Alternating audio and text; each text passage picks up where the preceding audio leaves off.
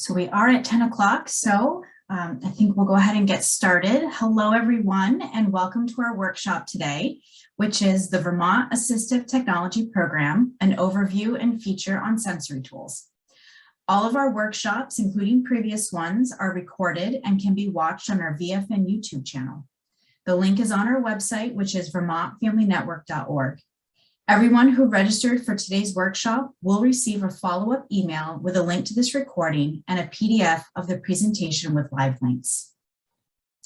Vermont Family Network has been serving families of children with special health needs and disabilities and the professionals who serve them for more than 30 years.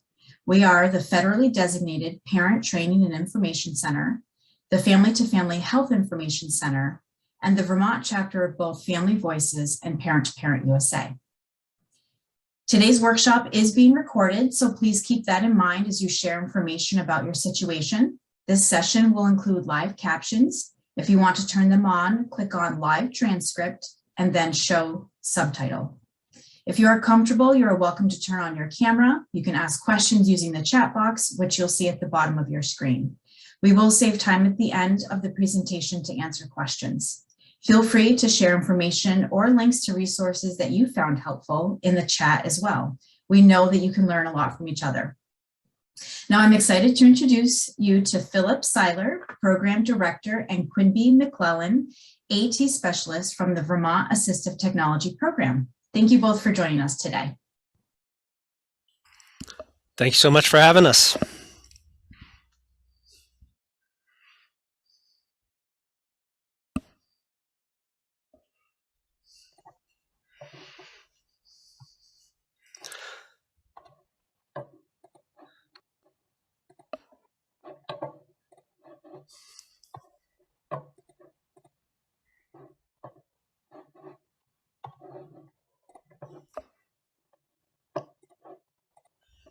So while Quimby gets us set up here with our presentation, I will let you all know that, as mentioned, thank you, Jamie, we are a representative of the Assistive Technology Program for the state of Vermont. We work in partnership with the UVM Center on Disability and Community Inclusion, and we appreciate the opportunity to be here today and let you know a little bit more about our program and some sensory assistive technology that could help you all.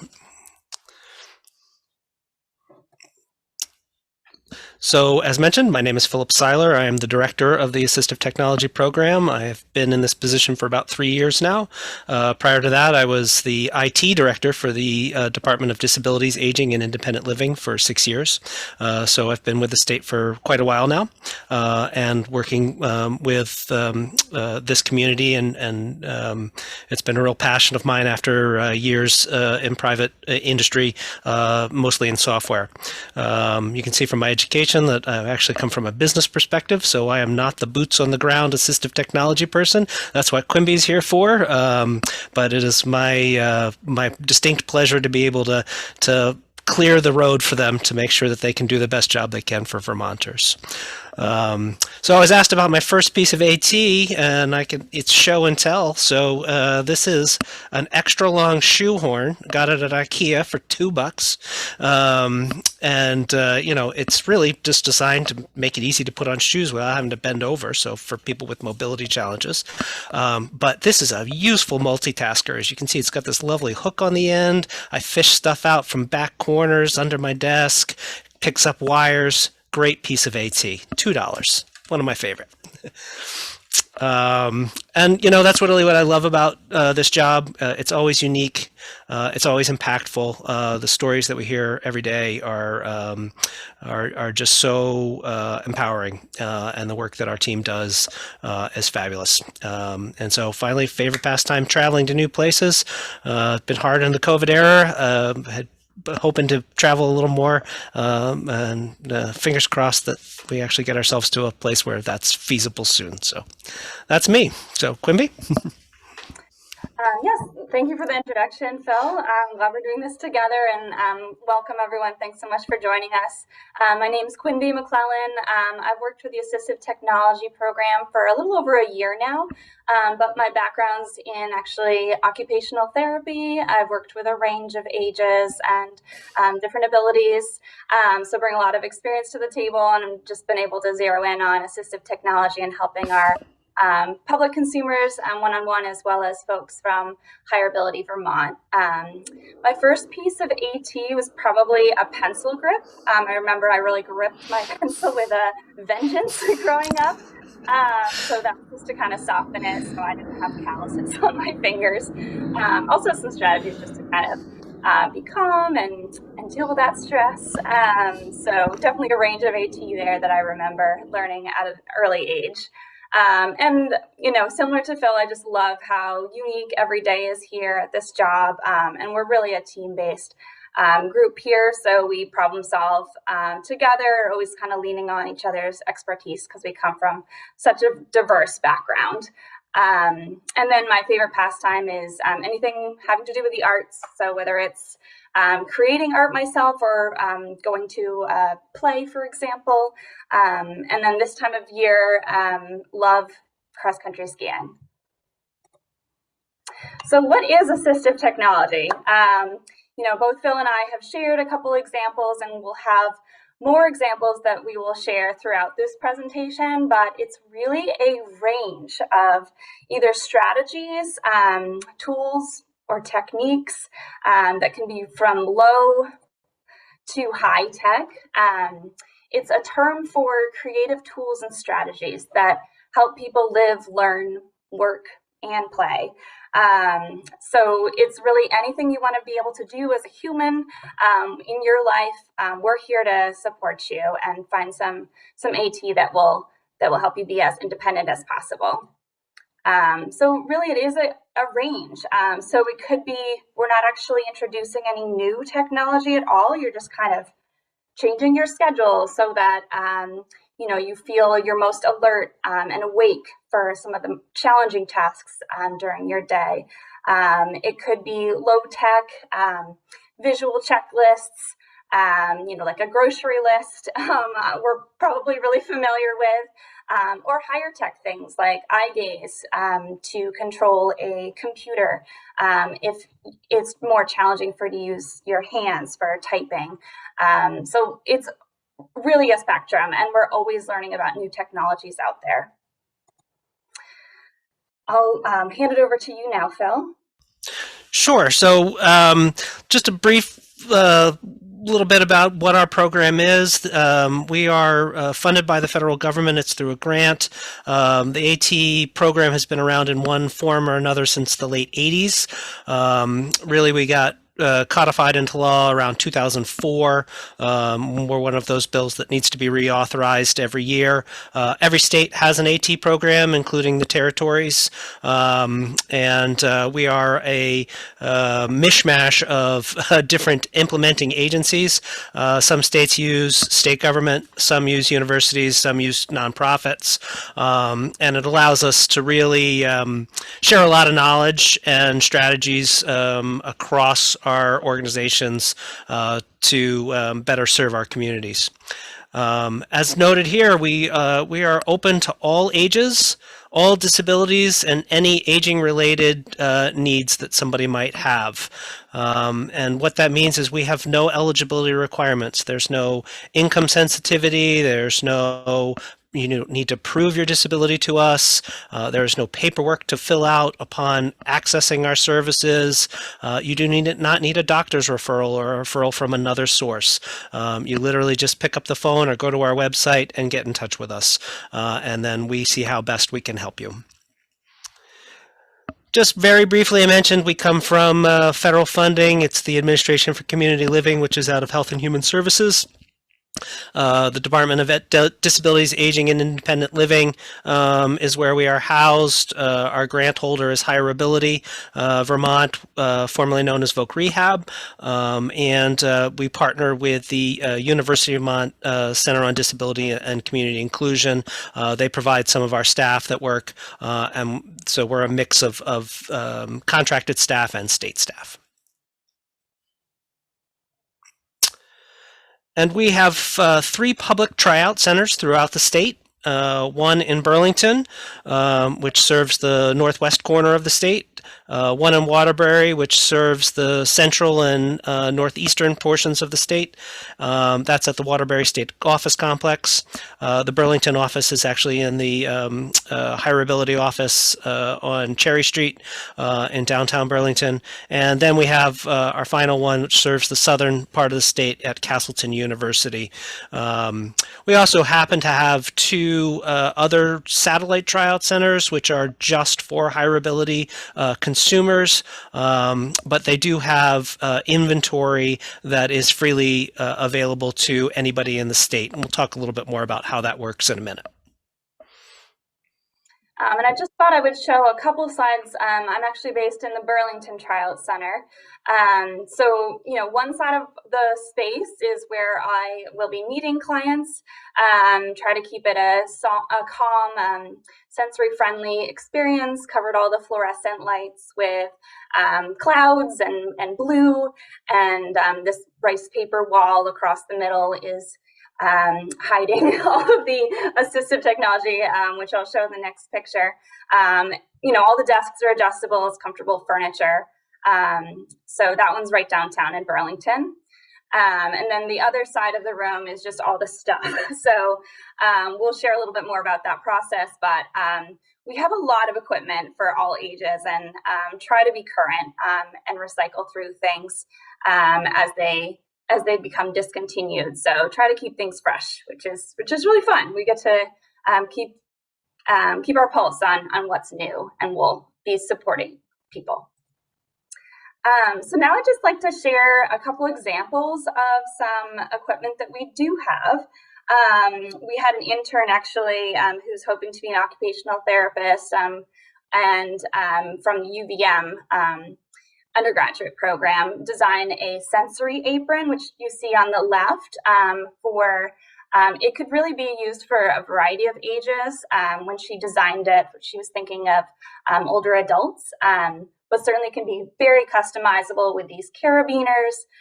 It's 2-sided jean material, and there's a fidget with a ribbon and beads, different Velcro patches there in the triangle, circle, and square, and then a zippered pocket so you can have extra fidgets or visual timers or whatever is helpful for that student or older adult to use in class, to use in the workplace.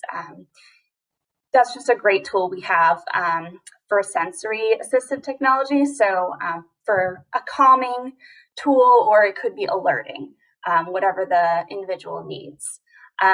Some folks on the other side of this slide really benefit from fidgeting with their feet. So if they're at a school desk, for example, some folks focus better when they're moving. So one example of that is this foot fidget. So it's this kind of blue, almost like a pillow. It's an inflatable pillow that's kind of rubberized underneath the sneakers of this person, and it's inflatable. So there's air in there, so it moves a bunch. So that's just another example of AT we have for sensory. And then, so that's kind of on the lower tech spectrum. And then on the higher tech spectrum for sensory AT, we have a vibrating pillow that is also switch adapted. So if someone has difficulty accessing this left-hand side toggle switch, you can actually plug into this black cord anything else that might be easier for them to access, whether it's a larger surface area or something that they turn on with their voice. And this whole pillow is very cushioned and covered in corduroy, so that could be alerting for someone, or calming. I mean, everyone is an individual, so definitely a great option also for cause and effect, teaching folks that they can control their environment. We've used that for. And then on the other side of this slide, we have what are called touch points for calm. So they're two wearable, almost watch bands that you wear on either side of the body. They don't have to be on the wrists. They could also be on an ankle, on one side of the body, and even like clipped to a bag on the other side of the body. But basically the idea is if you're feeling overwhelmed and stressed out and you feel your heart rate rising and you're listening to those body signs, you can click that little gray button in the middle that has a picture of a hand, and it's going to send some sort of like vibration that might kind of reorganize your nervous system and tell your brain that we need to stop those negative thoughts or stop that feeling of stress and reevaluate. So some folks find that helpful too. So that's available to try out as well. And then we were asked to kind of give some other examples of AT that might be relevant for this group. So you can manage your own healthcare with AT, and these are just two of many, many examples. It's a huge category, just like sensory. Some folks find a lot of independence using Alexa, whether it's on their iPhone when they're out in the community or Android. And then at home, we have both the Echo Dot, which is this gray sort of spherical shape on the bottom that has the time 10:35 on it. Or folks really might benefit from seeing a visual calendar. So transition students, for example, I'm working with someone right now who really needs to see that visual in the morning, has great aspirations to get his own apartment and move out of his parents' home, hold down a job. And that visual calendar means that it's going to announce to him that, hey, like, this is what you have going on today. And then he'll get reminders and alerts on his phone when he's out at work to, get to the bus on time and things like that. So with healthcare management, it can also list, medication reminders. It can tell you when to refill your prescription or have that going automatically. So that's the kind of on the higher tech side, that it's a kind of complete smart home system that can also help you manage your medications. And then on the other side, we've got a really low tech printout that's been laminated with different icons that mean something to the person, just showing them their morning routine. And then we've got check marks that they can flip or Velcro down to say that they've completed that task. So it's a really like tangible, tactile thing that like, yes, I finished this and I'm ready to take my medications next. So that medications is just kind of part of that routine, something that you do every day at a certain time in a certain order. So that can help folks too. So that's something that we can make with individuals that will be really customizable.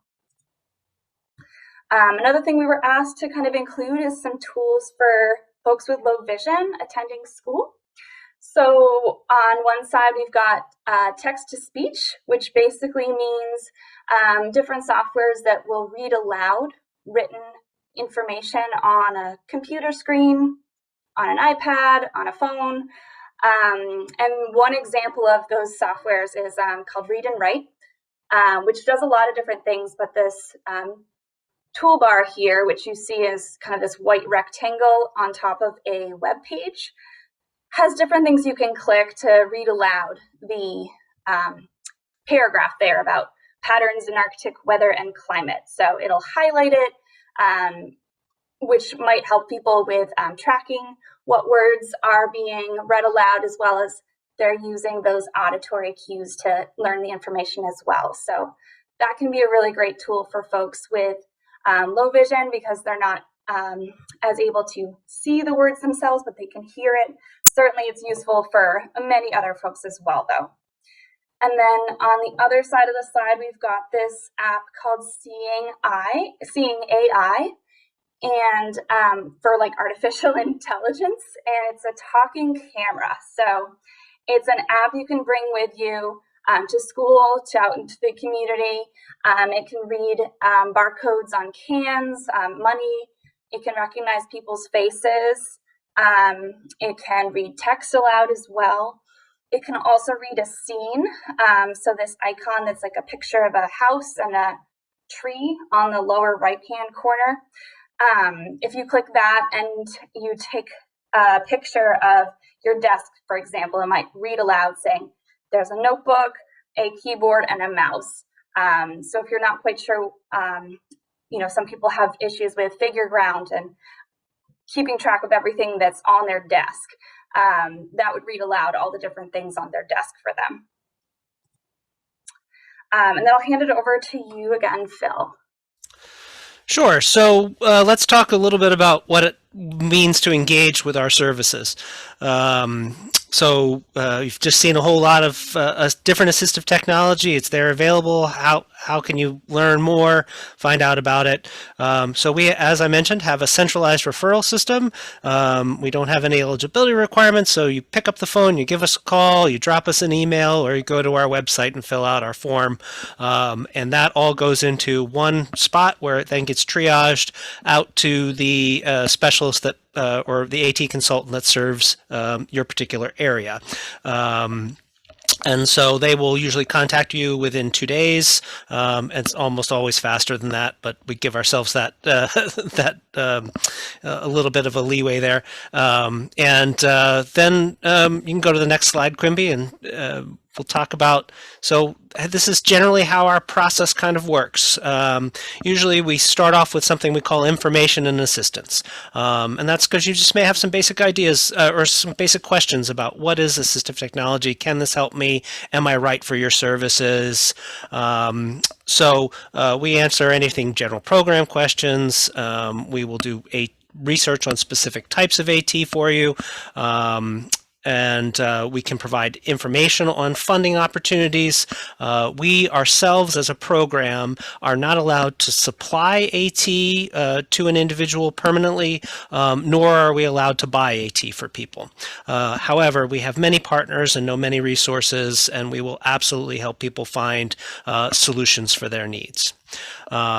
Say you're a student, you've come to us, and you've decided to pick up the phone, you call us and you say, I've got this presentation and I wonder if you got anything that can help me coming up.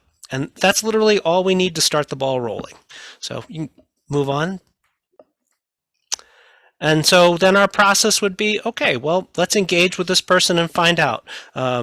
What are they trying to accomplish, right? As I mentioned, we found out that it's a student and they're wanting to do a demonstration, but we may want to learn more, right? Like, okay, so what potential barriers or challenges are they having?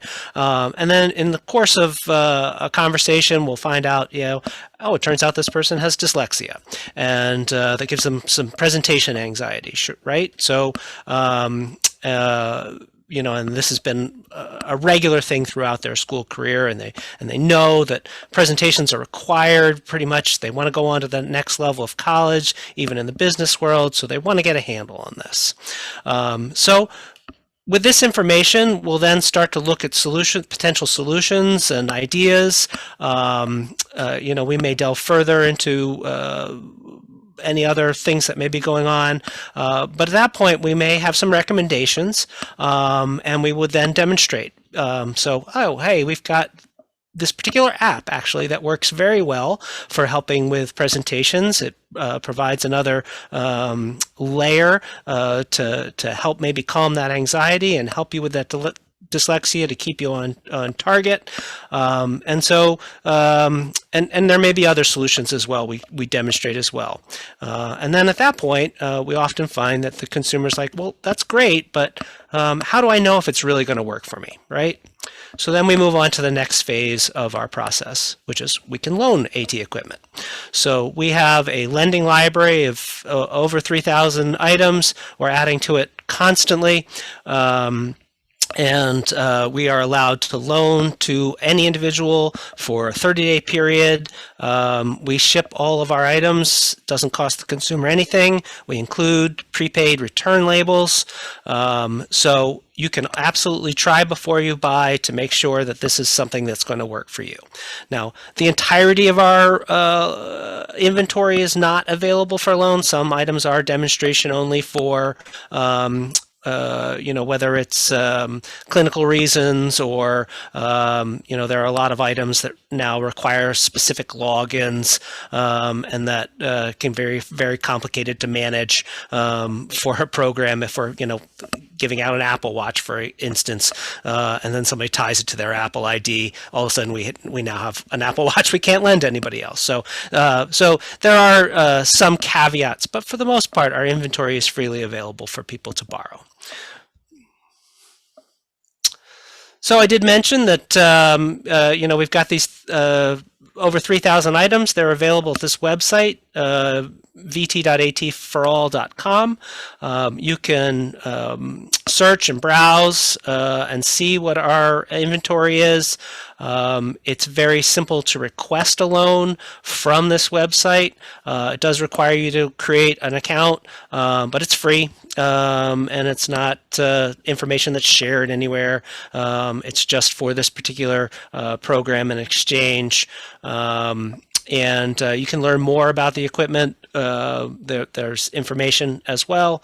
And as I mentioned earlier, this includes not just our 3 public tryout centers, but the inventory we have in our other 2 satellite tryout centers as well.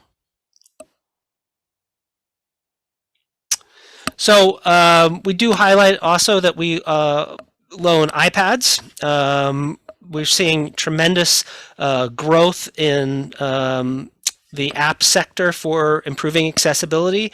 We will talk about some specific examples in just a second, but you can see we mentioned augmentative and alternative communication, huge area for iPads, being able to provide a voice for those who can't speak for whatever reason. There's wonderful tools available that people can, again, try before they buy to see if it's something that works for them.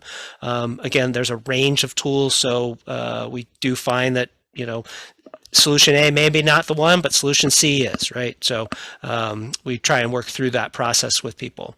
There's other uses, obviously, in the app space: time management, organization, reminders.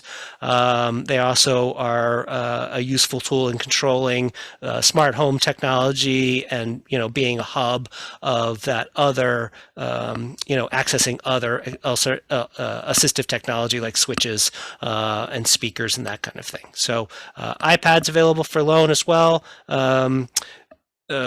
They get loaded with the apps that you want that may be useful to you. Same rules, 30 days, shipped to you for free, returned for free. So we'll talk a little bit about some apps. I'm going to take the first one and then turn it back over to Quimby. So in my example, the student who came to us who mentioned that they're having challenges with presentations because of dyslexia, there's an excellent tool called PresentPal. It was actually designed by a software engineer in Scotland who has dyslexia himself. He realized that he was not going to be able to get through his college career and attain the credentials he wanted without some tool to help with his disability and challenges in presenting, and so he needed a way to make it better for himself, right? And so we see this a lot. A lot of the assistive technologies grows out of a one person's specific need, and then realizing that there's these larger audiences. PresentPal is fabulous. It allows you to add very large bulleted points to make sure you're staying on track on your presentation. It integrates directly with PowerPoint, so it can actually control your slides. You can change the coloring, so if you maybe have some color blindness or some other challenges in that space, it's accessible in that way as well. And it's even got some safety net features. So, in that unfortunate incident where you've actually just totally lost your space.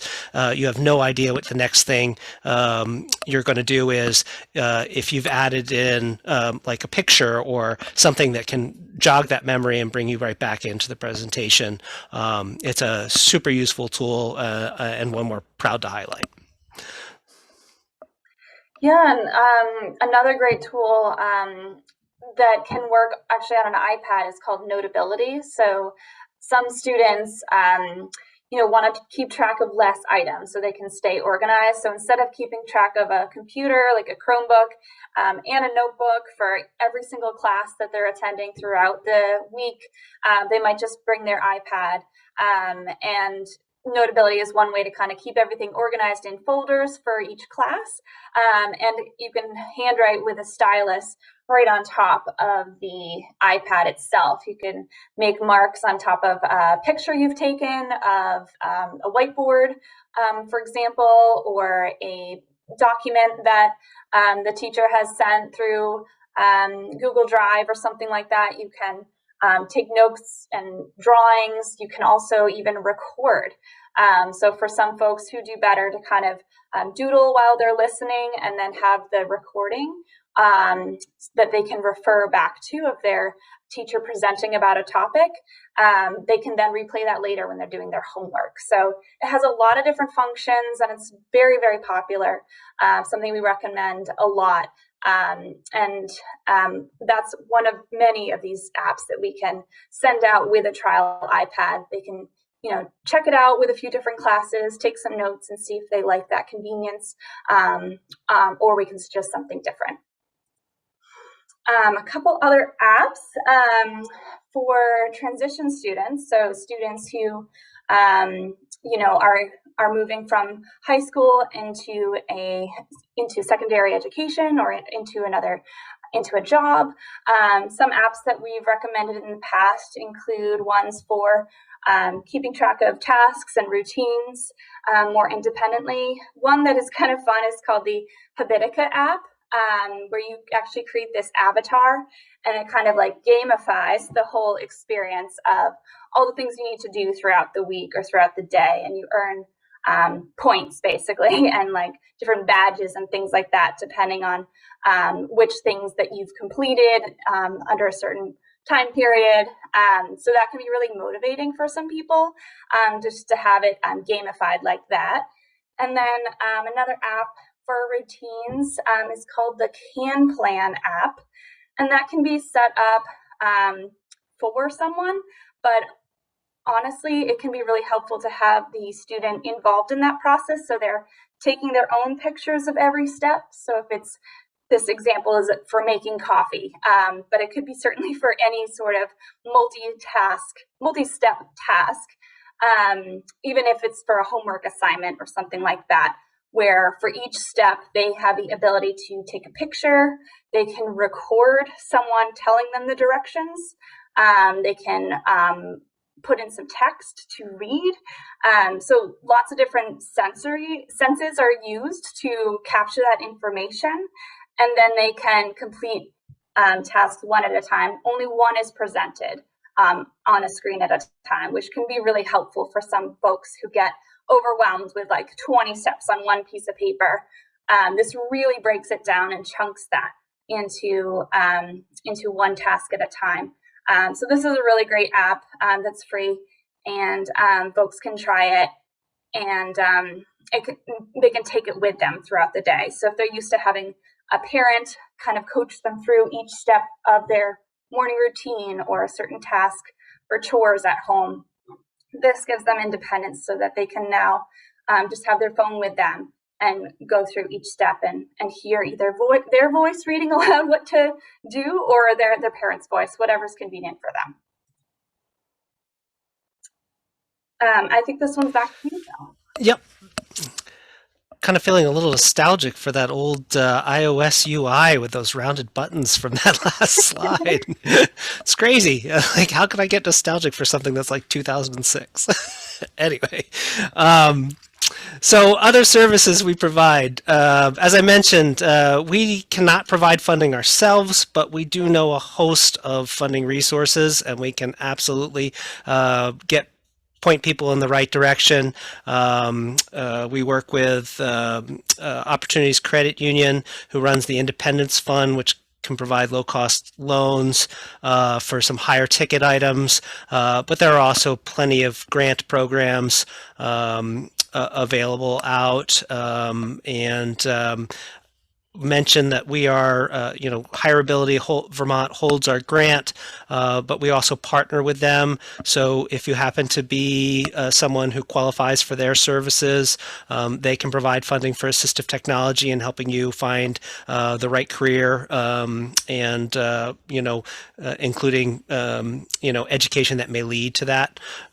So they're an excellent resource as well. We also have, as part of AT for All, it's not just a view into our own inventory, but it provides an AT exchange. So if you have, for example, some assistive technology that you've outgrown, but it's perfectly useful, you are free to list it on our site. You can list it for a price or give it away for free. And then others who are seeking AT of that type can find it, and it can create a meaningful exchange between people. This is one of our federal mandated activities, is to encourage reuse of AT. We also partner with some places that deal in durable medical equipment. We don't ourselves, as a program, do that, but we can point you in directions where those kind of exchanges can occur as well. You can also list as part of the exchange a request for an item. So if you don't see what you need, but if you're looking for something, you can actually put out seeking this, very much like a Craigslist. So again, website, you can learn more about this here. Very easy to navigate, very clear where all this information is. We also host a newsletter series. So between the specialists, we all take turns each week highlighting a different group of AT or some piece of AT in particular. So those come out on Tuesdays, and there are links here. There are also links you can get through the main website that Phil just shared to sign up for our newsletters. So every Tech Tuesday, a tip will come through. Some recent ones include AT for note taking. We did feature the Notability app that I mentioned earlier. We also did a whole series about masks, even for sensory needs. So for folks who are bothered by the straps behind the ears, just different options that might be more comfortable. So we had, I think, 4 newsletters just about different masks for different folks with needs. And then typing with your voice, we did a great article about that, depending on if you're using a Chromebook or Mac or PC. There are different options for speech to text or dictation. Also complete computer control if you don't want to also use a keyboard and mouse. Also with Chromebook, we did accessibility, iOS, and all the different new features that are built into iPhone, iPad, and Mac, always changing. So we did a newsletter series on that. Hope to continue to come back to that topic as well as it changes over time. And then throughout the year, there are different months that might highlight a particular disability. So one that we did last year was different apps that might benefit folks with Down syndrome, kind of highlighted different social skills apps. And I think we did a routine app as well as part of that. And then switch adapted toys, recreation. So it's not all just what's going to help you in school or at home. It's also kind of like, what do you want to do for fun? What do you want to be able to do with your friends, so that you have that equal opportunity? So whether it's adapting a toy that your friends are also using so that you can play with it, or thinking about, different sports or, other things you want to do outside. We've done some newsletters about ideas for that, resources in the community, or tools that we might have in our lending library to borrow. So the newsletters are kind of our way of kind of gathering our research and getting it out there so that you guys know what's new and happening. And then we're always open to new topics as well. So definitely sign up for our newsletters if there's interest. We also have a YouTube channel where we periodically will publish tutorials about how to use a MacBook's accessibility features with switches or specific devices for folks with hearing loss. So just a range of different things we might feature on there, as well as just kind of videos about our process, what is AT. So those are great too. They're captioned and accessible and on our YouTube channel. So check those out. And then Phil, I think we also wanted to talk about the AT Advisory Council. Yeah, thanks for that.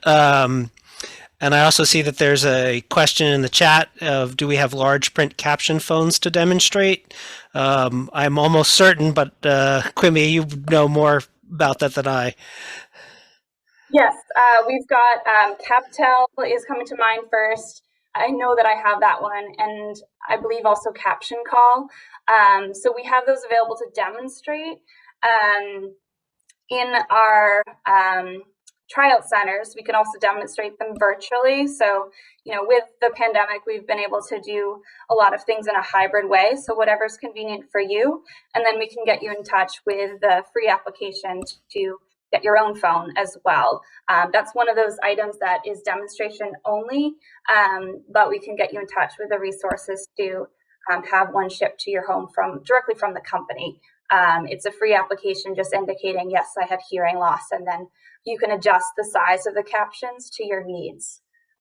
So we try to, have as much as we can in our inventory, but also, making those partnerships with other organizations and making sure you have access to those resources so you get what you need. Great. Thank you so much. And thanks for the question, Joel. So yeah, I did want to just very briefly touch on our advisory council. So as part of our federal grant statute, we have an advisory council, and we are always seeking members who are either users of AT themselves or happen to be responsible or a caregiver of someone who uses AT. We find their experience extremely valuable, and it's a unique opportunity to help guide our program, and we are never in shortage of projects and partnerships we'd love to try, and we're extremely thankful for Vermont Family Network for working with us on this particular one. When we saw the vaccination clinic and the opportunity to highlight some sensory AT, we were very pleased to be able to work with them. But again, we're sure there's other things we don't know about. So if it is something that you would like to do to help guide us, please get in touch with us. There is information on the Advisory Council on the website. It's a very easy ask. We meet quarterly for 1 to 2 hours a year, and it's really not a huge commitment, doesn't require a governor to appoint you or anything like that. So it's pretty informal in that regard. So thanks for letting me do that plea. Yeah, and that is also another recent newsletter where we kind of highlighted all the different sensory tools that we have, as well as how to find out about more that we have access to as part of that Confident Care for Kids initiative, which can be for vaccinations as well as healthcare appointments to make it's just less stressful for the child as well as the family. So as much as we can kind of highlight AT that's going to be relevant for you, let us know, and we can work with you, one-on-one, virtually or in person, and then we can also feature it in a newsletter and get it out to a larger group. So we've got a lot of flexibility there. So I think we're kind of wrapping up our side of the presentation. So I'm going to stop sharing and open it up and see if there are any questions.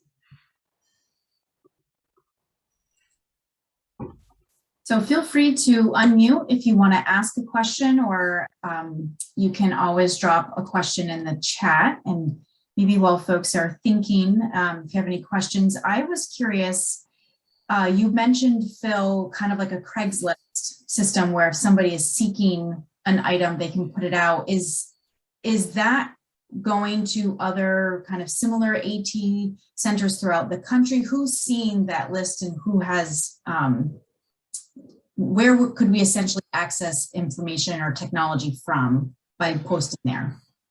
Yeah, it's a great question. So the system that we have is just for Vermont and Vermonters.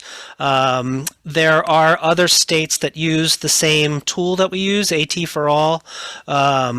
And so you would actually have to log into their specific instance to see what inventory they may have. But we don't have a national exchange. It's a fabulous idea, though. And as good fortune would have, next week is our annual leadership symposium where all the state directors meet. So I may just put a bug in somebody's ear. Great. Joel, you have a question. Yep. Hello. My name is Joel Klug, and I'm a VR counselor with the Division for the Blind in Burlington. And I was just wondering if you guys do assessments, or do you prefer if the partners do assessments and identify the technologies to try out at the centers? What's the approach there? I can start answering this question, and Phil, if you want to add in. So we don't do assessments as part of our process. So often we're working with a team. It's kind of outside our scope to kind of have that, formal evaluation or assessment to see specifically what the needs might be. We're kind of the consultant that comes in. If folks are not sure what AT exists, we kind of try to have our finger on the pulse and say, hey, have you thought about this, and this is how you can access it. So definitely would recommend getting the assessment from a visual specialist, or some folks might be seeing an occupational therapist or something like that. They're going to do the overall evaluation and come up with those goals to set together, kind of see you through the whole process from start to finish. And then we're just, kind of coming in. What we don't do is kind of come into your home or come into like a hospital setting. We're not going to be, working with you closely one-on-one, implementing that into your daily life. It might be a paraprofessional or an occupational therapist or orientation and mobility specialist that kind of takes the lead with that sort of thing. We're here to kind of be the specialists on the technology side and kind of brainstorm with you, because we don't know what's going to work for you until we kind of have that conversation about what are your strengths, and it really, we try to make it a strengths-based approach of what's been really successful for you in the past or currently in your lifestyle, and how can we kind of take that information and then introduce similar technology, or instead of having to learn like 8 new pieces of the technology, we try to kind of make things symbiotic and go from there. So we're really just focused on the AT piece, not the assessment. Thank you. Sure.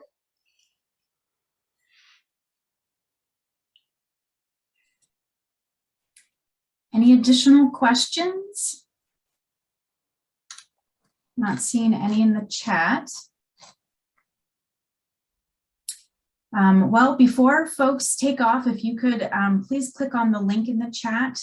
There is a survey, an evaluation survey that we would love to have you fill out. It takes just a few moments, and it helps us to make improvements and fulfill our grant requirements. If you do have additional questions, you can, I know that Rachel has put the contact information in the chat as well. So I will take the opportunity to say thank you, Phil and Quinby. This has been an extremely informative workshop. I'm amazed by the amount of technology that is out there. So thank you both. We appreciate your time. And we do have more interesting workshops coming up, and you can find details about those on our homepage of our website, which is vermontfamilynetwork.org, along with the links to the previously recorded ones. We have tons of information on our website, and getting connected with us is easy. You can follow us on Facebook or join our closed Facebook page if you are a parent.